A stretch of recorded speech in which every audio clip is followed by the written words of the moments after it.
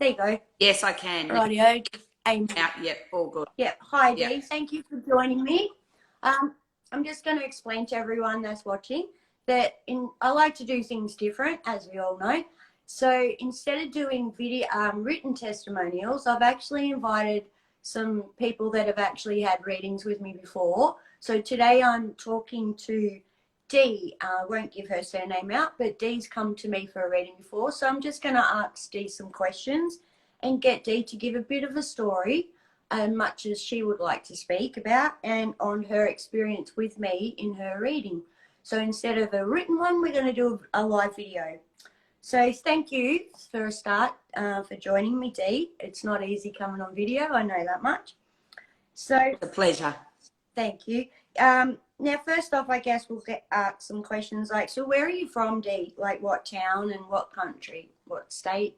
Well, I'm from Kilmore in Victoria, Australia. Cool. And did you have a face-to-face reading with me, or was it over video?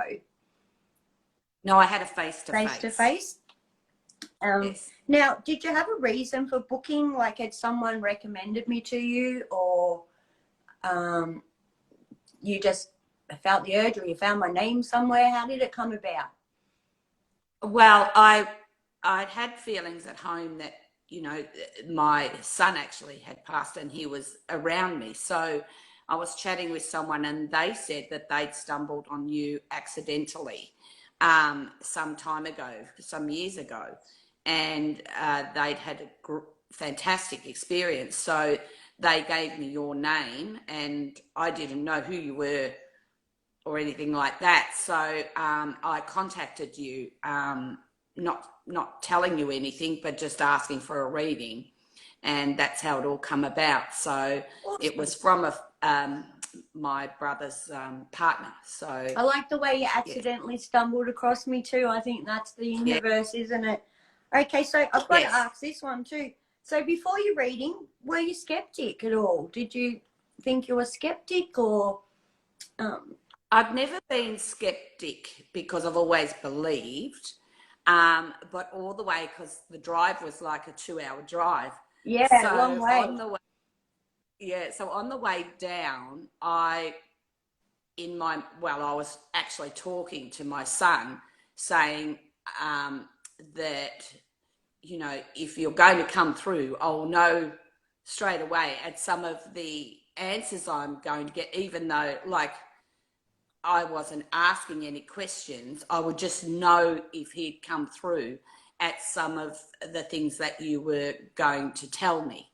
So not so much a skeptic, but yeah, I was hoping, I guess, that it was going to come through. Yeah. I think a little bit of skepticism's healthy as well, isn't it? You don't want to instantly believe everything. Well, look, you know, I'm a little skeptic, which I know sounds really weird, but I am. I'm not someone to instantly believe everything I'm told, I guess. And that's healthy. Yeah. Had you been to any other mediums before, or? Many, many years ago, it's just a quick story. My husband and I had bought a house and lots of things were going on in the house. And so once again, because I believed, I thought that I would try and get hold of somebody to come and do a cleansing of the house. Yeah. And so I'd phoned someone and just said that someone random, and said that I needed a cleansing of the house. And she come out, and I was pretty blown away by her. Like, she, you know, she sort of said that the person had died in the house. Oh, that's interesting. I love that stuff. Yeah. And we were getting all these, and the person was still around. And it was quite an amazing situation, because even my husband, she'd sort of said things that my husband had mentioned to me, but I hadn't said anything about the things that were going on with him in the house. So, I had been to one, and she was pretty well damn accurate as well. Well, so, then I guess I had a lot to live up to them, didn't I? Without even knowing. So I guess this question too. So between was there anything that stood out in our reading that was like, any, you know, different from any others that you've seen? Or I just think, Vicki, the fact, I guess I was so blessed because, you know, my son knew I believed yeah, in all of this. So it makes it easier, I think, too, doesn't it? Yeah. Oh, it's so dark. And just what stood out for me was just the accuracy Yeah. in what had come through. You know, I was blown away actually by how accurate you were, and the things that were said to me that were really coming from my son. Yeah, look, sometimes it still blows me away, honestly. It's like, oh my God, did I just get that? Yeah. So Yeah. just to clarify to people watching, you didn't know me before your reading, did you? I did not know No. you at all, Vicki. Yeah. Not at all. It actually makes it harder for me for people that I do know, to be honest. I prefer to not know anything and not know the person as well. Yes. And I guess on a scale of 1 to 10, 1 being no accuracy, which you probably just answered this anyway, and 10 being really mind-blowingly accurate, what would you have rated my reading? It'd have to be a 10, Awesome. Vicki, because thank you. I think and that's honest. You know, I was pretty blown away by it all. So, was there anything you didn't like that you think I could work on, or you know, anything like that? No. It's always nice to know that if there's something I can improve to help people, you know, feel more comfortable. No, not in my circumstance. Great. None. That's good to hear. Do you feel that it actually helped you with your healing process or your grieving process, or giving you comfort or helping you to move forward after the experience of the loss of the loved one? Look, Vicki, you've helped me immensely in the sense of it's still difficult to deal with. Yeah. However, the peace that I feel inside, just knowing that what we are feeling at home here is that our son is still around. That's beautiful. And what we're actually witnessing around the home is him. Proving himself. So I did ask him, I think, didn't I, to prove himself? You did. Yeah. You did.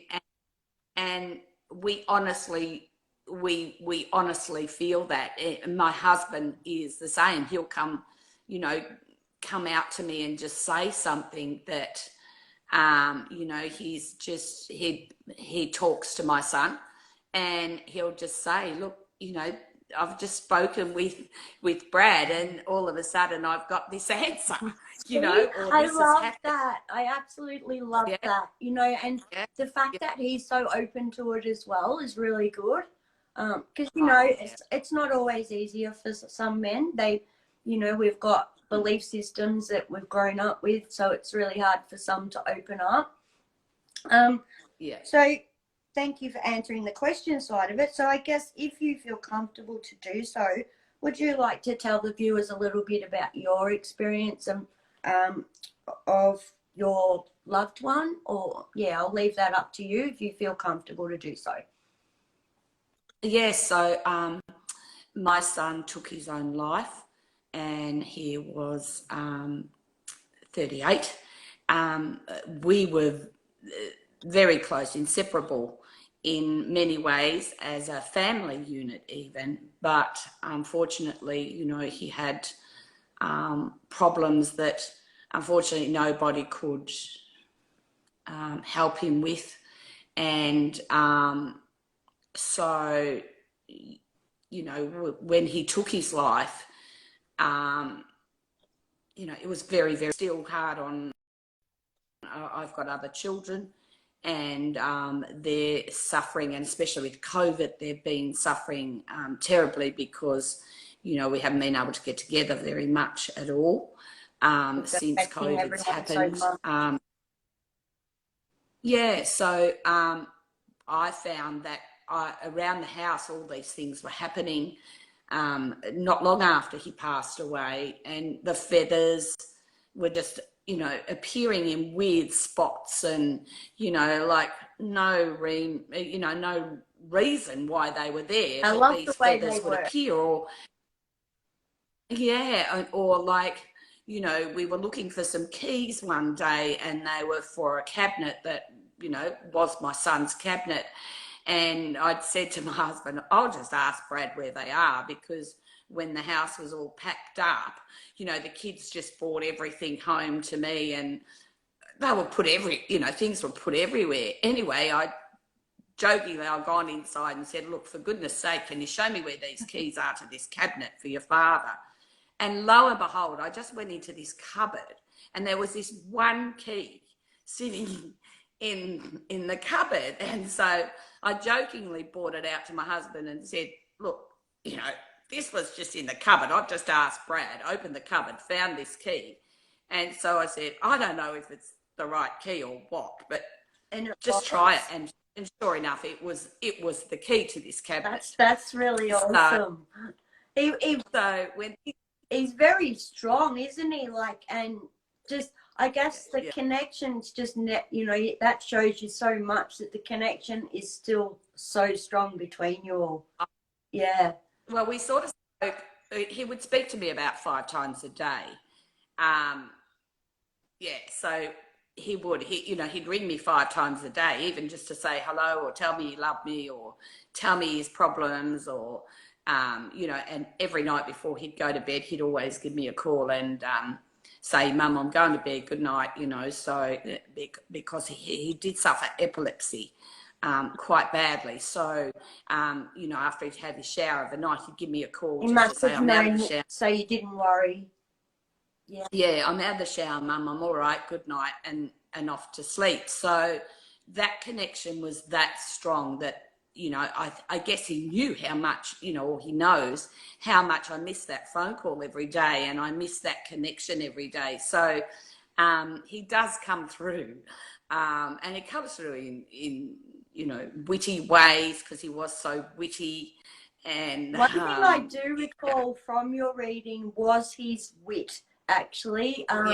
And that is usually the thing most that I can remember. It's their personality, and it just shows me that if they've still got that personality about them, to the point where I'm feeling it as well, they're still living somehow. And I just love the way that he's so strong, and he comes through for you. And I just love it. Yeah. So that gives me so much peace to now know that what we feel at home here is real. And I love that. You know, that we're not going stupid, or, you know, trying to just imagine that he is around, that we actually do know that he is here with us all the time. And even one of my granddaughters, she's only 4, and my daughter-in-law has been saying that she has been talking to somebody in her bedroom up in, you know, and one day she come out and she pointed, there's a picture of my son in their house, and she pointed to the picture, and she's saying, the man. So obviously he's around her. I love that. And they're open until the age of 7. So keep her open. If you accept that and talk about it with her, she'll stay open. I love that. You know, and my daughter-in-law said she'll go into her playroom, and she's looking up into the corner, and she's laughing her head off. And thank goodness, once again, my daughter-in-law believes in all that, and she says, Brad's around. Like, you know, he's really showing himself. He's refusing to leave. Not refusing to leave. He's in the right place. I don't mean that. But he's refusing to let you guys think that he's left. I guess I mean it more like that. He's making sure that you're always going to know that he's there. That's so awesome. I'm absolutely so happy about that. Look, if there's any more that you'd like to speak about, keep speaking. That's up to you. Any more of his story you want to I just want to say, Vicki, that I can't thank you enough for what you've done for me and my family. That makes my lips quivering.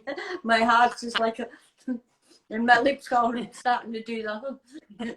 It just because it works both my ways. See, it works both ways. Like, you know, there's days where this job is really draining for me and it can be really heavy, and then I have those sort of readings, and there's days that I want to quit, you know, because there's a lot more to being me as a medium than just the readings. For me, it's every single day and every single night, and some days I just want to quit, but I can't quit.